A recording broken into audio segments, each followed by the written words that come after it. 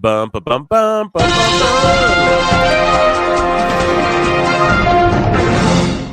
WrestleMania 42 will reportedly no longer take place in New Orleans.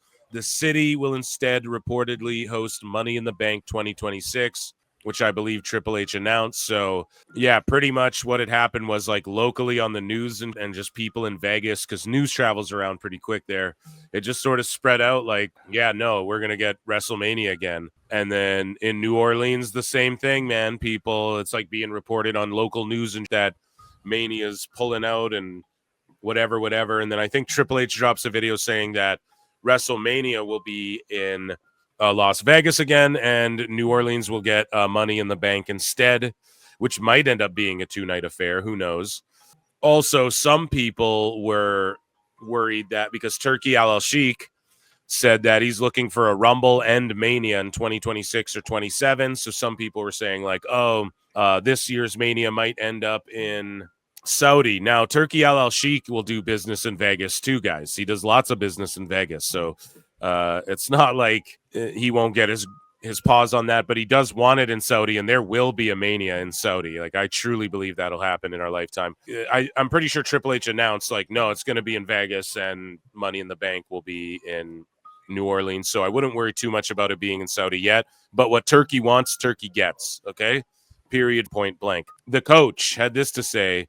He says, TKO does it again, looking to collect every last dime they can get their hands on. Now they will even back out of an announcement of their biggest event due to a bigger check being put on the table. Can you imagine the NFL announcing the Super Bowl and saying, sorry, San Diego, we will give you the Pro Bowl and the Super Bowl to be named later? One head-scratching move after another that comes back to money being at the heart of every single decision. But if they were paying him, he wouldn't have a problem with it. Exactly. If they were paying him, he wouldn't have an issue. Yeah, it's money grubbing, bro. That's what we're trying to. This coach is the same guy who a week ago was like, if WWE lost Bayley, what would they lose? She's worthless. And what a guy. Like, well, if that's the mentality you're going to have, then like, where's the same energy of like, well, yeah, it's just their bottom dollar, coach. Surely but I'm also not defending it. I think it is to announce it and have The Rock come out to like Lil Wayne music and then just like, no, we're in Vegas again. That is to do, but that's their prerogative. Events get changed all the time. People are bitching about Vegas, but let's be honest, like they get who's Jimmy Hart's plastic surgeon? Look at that. I'm not sure, dude. 80 years old. Obviously not Bushwhacker Luke's though. But Triple H made this announcement as well. Hey, it's the game, Triple H. I'm sure everyone saw our joint statement yesterday regarding the shift in some of the dates on the WWE calendar. Today, I want to announce to you the first of those, one of which we're very excited about.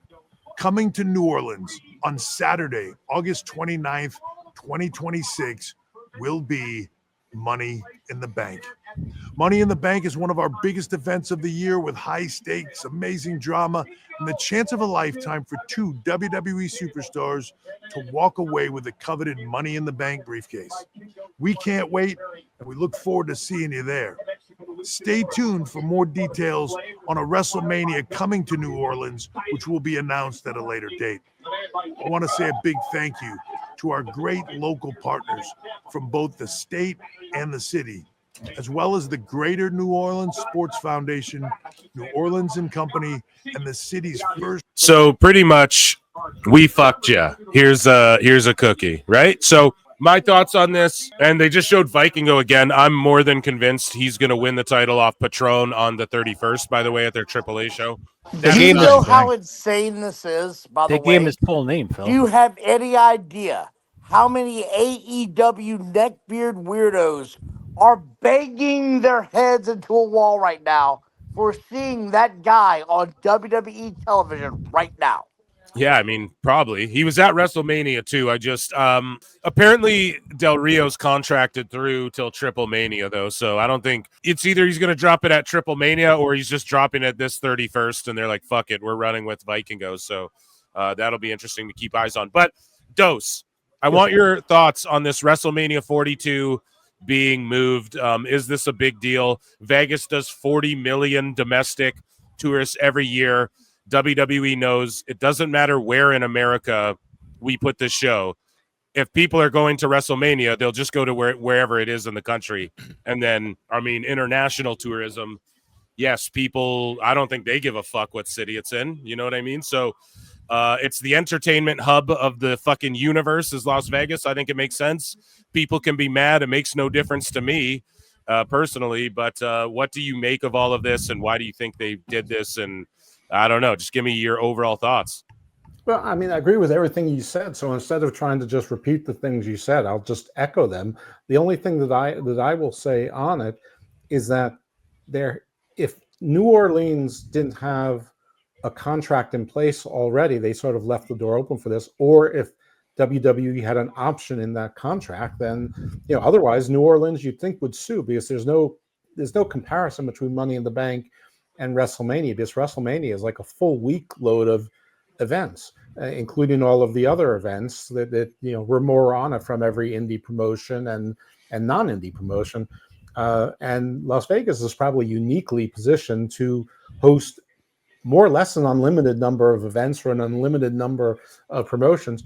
And New Orleans has a lot of infrastructure problems. So, New Orleans probably left the door open for this, or knew it was a possibility. I think Money in the Bank as a large event, for whether it's 1 or 2 nights, or whether they have SmackDown and Raw and have an NXT PLE on it, or whatever the case is, that's fine. New Orleans is a great city, but Las Vegas is Las Vegas. So aside from that, I don't have anything different than what you said. And sadly, I agree with Coach on this one. Johnny, what do you think about all this? I think that when they were in Vegas this last time, they rolled out the red carpet for the WWE. They were treated like gold. Just it's like someone said, it's the entertainment capital of the country, if not the world. I don't know about the world, but I think that Vegas needed a shot in the arm in this tourist industry, and I think that they need the WWE. They need big events like this to come in, and they, like I said, they treated WWE like gold. I mean, when you're seeing on Twitter Braun Strowman in a Vegas casino singing karaoke, I mean, it's just moments like that make you smile and see that bullshit happen. I think that if it does matter where WrestleMania goes, to a flagship town, a flagship city, if Vegas is open for it, then let's do it there instead of New Orleans. New Orleans is having problems with its infrastructure, with money. It's all about the money right now. I don't think they could have actually handled it. They couldn't have. They don't have it in their budget to spend to fix up the city, to clean things up for the WWE. So they're going right back to Vegas.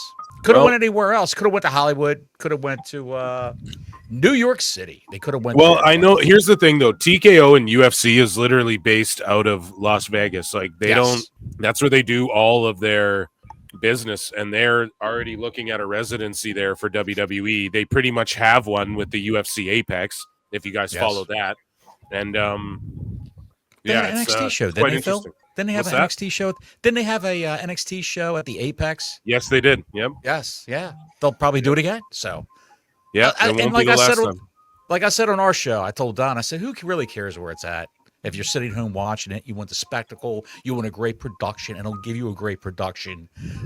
It'll be top notch all the way. So. I mean, if Jersey gave him $7.1 million for 2 nights of SummerSlam, imagine what Vegas is giving them for WrestleMania. That's a hell of a point. Hell of a point. Ungodly. Maybe they'll put the Hall of Fame on something other than 2 a.m. Eastern. They got to do something with that. They really do. So, before we talked about AAA, we saw the ad for Vikingo again. He's in the audience again. Mm-hmm. I don't know. I'm holding out, even though people that I would normally just shut the fuck up and listen to when it comes to this lucha shit are telling me, I don't know, man. I think it's more like Triple Mania. But I'm sitting here going, I think on the 31st, they're going to have Vikingo beat Del Rio and just have Vikingo go into these shows with their Gran Campeon or whatever it's called, right? So speaking of AAA at Worlds Collide, we also have Legado del Fantasma, so Los Garzas and Santos versus El Hijo de Dr. Wagner Jr., Psycho Clown, and Pagano. So Dr. Wagner Jr., I'm surprised they don't just call him Dr. Wagner Jr. So his father and I think grandfather, or just his father, is like a legendary lucha. Psycho Clown is IP that WWE is going to love making money with. And Pagano, I think, is another character that they're obviously interested in. And I'll be curious to see if this new La Parka is on that card. And yeah, I just think you put the strap on this AAA show, you put it on Vikingo, and then you you know who's facing Vikingo at this card? Chad Gable, not El Grande Americano. Chad Gable's facing Vikingo on this card. Yes. Oh, on the same card here? Yeah, which is, by the way, 3 o'clock Eastern on YouTube. Oh, that's amazing. So I can't wait for that. So yeah, Bill, Gable... did you see they gave him his full name? El Hijo de Vikingo, like you said they wouldn't do, they did. They gave him his full name in the graphic. Well, I was going to point, I pointed that out here too, where they say El Hijo de Dr. Wagner Jr. I was like, I just thought they'd call him Dr. Wagner Jr., you know, but they're his father is Dr. Wagner Jr., his grandfather is Dr. Wagner Sr. Yeah, right. So maybe they are just, maybe they talked to the guys and were like, it's not a great idea to drop the El Hijo and stuff. If you guys go back to WrestleMania, Vikingo was just Vikingo on the name graphic they give him and everything. So if they're putting the El Hijo back, I mean, cool. It makes no difference to me. I mean, I would just like use them in Mexico, then drop them on like the American shows or whatever. Because if you have 4 guys, El Hijo de Dr. Wagner and El Hijo del Vikingo taking on, you know, that might be a little much. That might be a little AEW-ish, you know. So we'll see how they do that. And yeah, I could see Vikingo though winning that fucking belt from Del Rio and then carrying it through and just through the summer for all of these big fucking shows. But maybe not if they announce Chad Gable, then maybe they don't do that right away then too. So, okay, Switchblade actually asked Raj Giri, judging by the first Raw show on Netflix, it's about 53% U.S. viewers in the first 24 hours. Dave's biggest mistake is comparing viewers to views. Netflix numbers are basically equivalent of Nielsen homes, yet he compares 900K homes with AEW numbers, which are viewers. Raj Giri says WrestleNomics has their Nielsen estimates of Raw viewership, and with viewership per home included, they estimated the 5/12/25 Raw to be at around 1.6 million viewers. The big problem with Netflix data is that there's no way to get 18 to 49 numbers, or how many people are viewing a show, since they don't track that. And it's so funny because Dave's like, oh, the key demo. While Netflix does track how many U.S. viewers are watching Raw, that data isn't public. So until we have even one U.S. number verified by Netflix, it's just guessing. Why I don't compare Raw numbers to SmackDown, because it's such an unknown. And this is coming off the back of people saying, Raw's lost all these viewers, it's a dead show, blah, blah, blah, blah, blah. Dose. Again, your thoughts on this. I know you're the expert in this field. Not an expert, but you are definitely someone who I appreciate your opinion when it comes to this sort of thing. What's your reaction to Switchblade and Raj's interaction here? I mean, I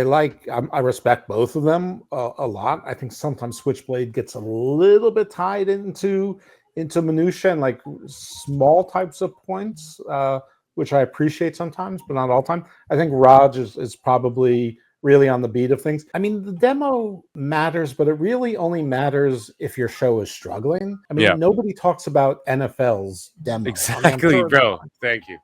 I mean, SmackDown does the best demo by far on Friday nights, but Fox still canceled it, and Fox hasn't regretted that decision. So, I mean, the demo is sort of overblown. As far as this viewers and viewership thing, I mean, I guess with Nielsen, people answer a survey, but you have to assume they're answering it correctly and honestly. And I mean, people, they just do it as quickly as possible. There's no way to know how many people are watching on Netflix. There could be 42 people in the room. There could be no one in the room. So this is all speculation. But I can tell you one thing: that of the 3 people involved, Meltzer is the most wrong. Yes. I love it. Oba Femi is completely unhinged. He exposed Stephanie Vaquer's boyfriend. Matches, respectively. I mean, I'm looking forward to, beating up Stephanie's boyfriend for a little bit. But I have a one-on-one match with Miles. Speaking of Miles Bourne, and some people were like, oh, I don't think they're dating. They're dating. Miles Bourne, he's walked his way up the ranks, and who is that guy? Matches to earn an opportunity for the NXT. Which guy? The interviewer. Oh, I don't even know. Shout him out, though. Championship, which I respect. Matches. But yeah, he just violated Miles Bourne there. Lucha Blog says WWE announced Angel. Oh yeah, we covered that. I posted this madness, and shout out to Tonka. Okay, that's my guy right there. Oh, wow. But AEW Double or Nothing, right? So Double or Nothing, guys, is supposed to be AEW's SummerSlam or WrestleMania. Like it's All In, All Out, and Double or Nothing are their three, I'd say, like main, maybe not All Out anymore, but All In and Double or Nothing are like their WrestleMania, SummerSlam level shows. They sold 6,600 tickets. Overnight, all of a sudden, like 1,200 tickets were sold. Tony Khan recently, in recent weeks, has been proven to be padding houses and giving away, I'm estimating, in the thousands of free tickets for the All-In show. Now, we're going to cover that when we dive into Double or Nothing tomorrow. I'm going to hop on and react to AEW news before I watch that pay-per-view with NXT as well, because this directly relates to that. But WWE Battleground, though, distributed 7,100. Now, overnight, AEW surpassed NXT, and I don't know. Again, sickos are like freaking out under this post now, a day later. But at the time when I posted this a day ago, I mean, they're set up for as many tickets. AEW set up for as many as NXT sold. Dose, what's your thoughts on this? Like, I mean, have you seen the evidence of the attendance padding and the?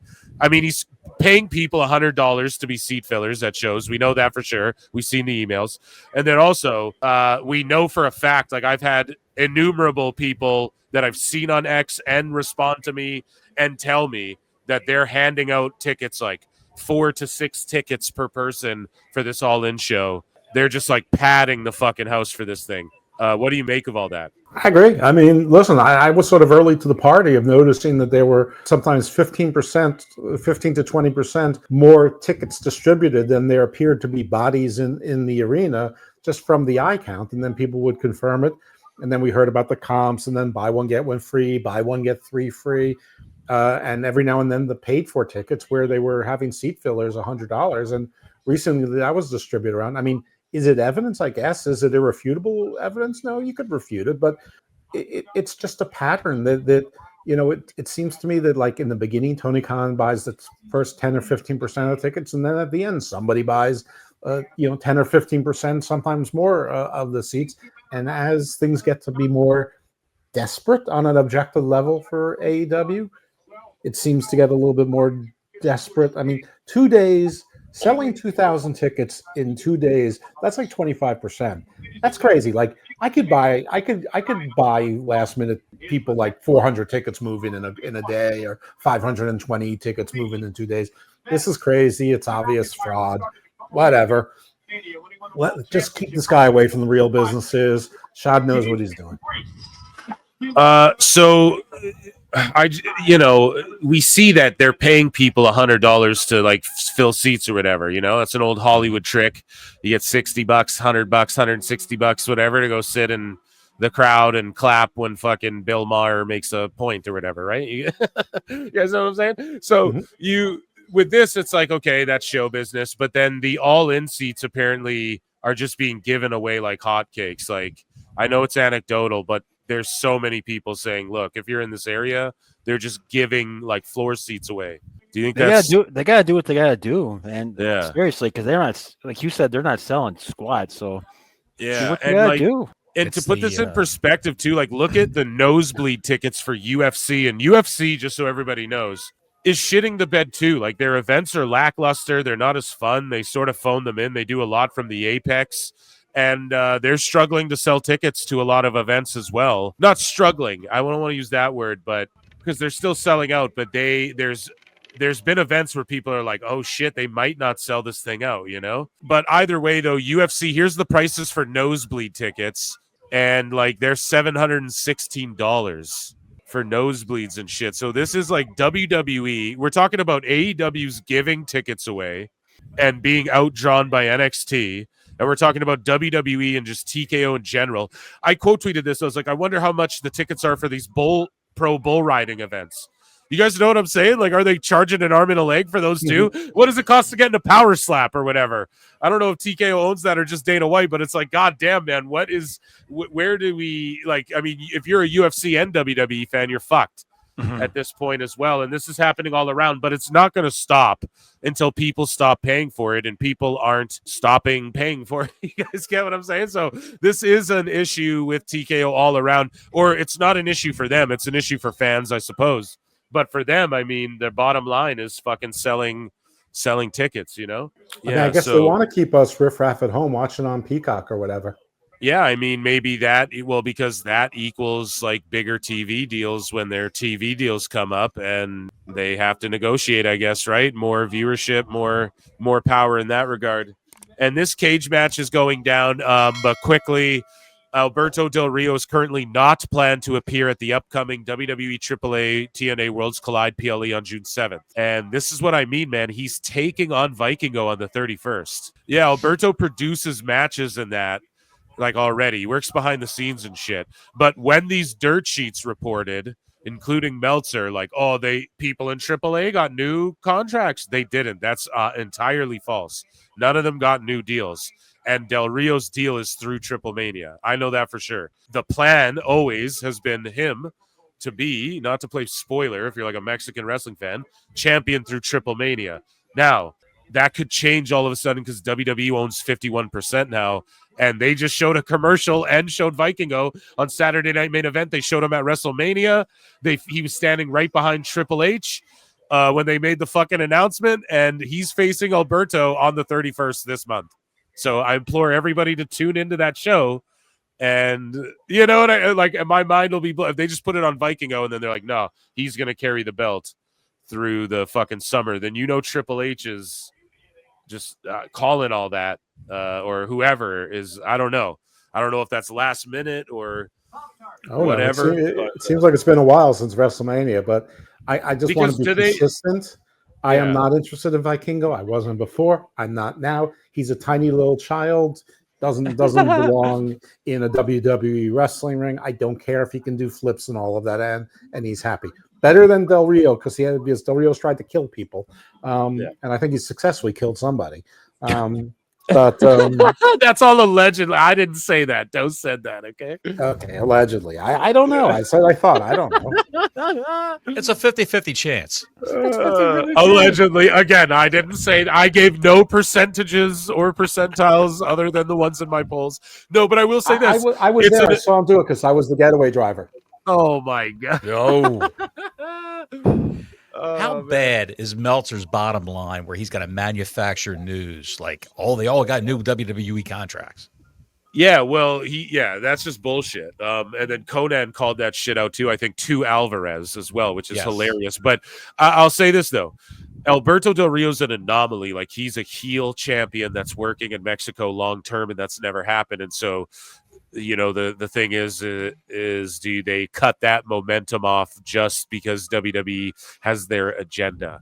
You know, that's the question that needs. Yes, and exactly the answer to that is, well, historically, yes. You know what I mean? That's likely what they would do. So I'm willing to bet, even though motherfuckers are saying no. My mind's telling me no, but my body's telling me yes. I think on the 31st he drops that shit.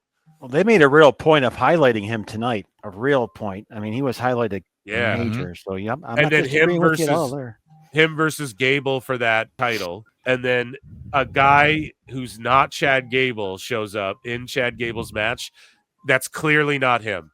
That's clearly actually like a Mexican dude is in the El Grande Americano gear and fucks Vikingo out of the match, and then Gable wins the no, that'd be too much flip-flopping it around.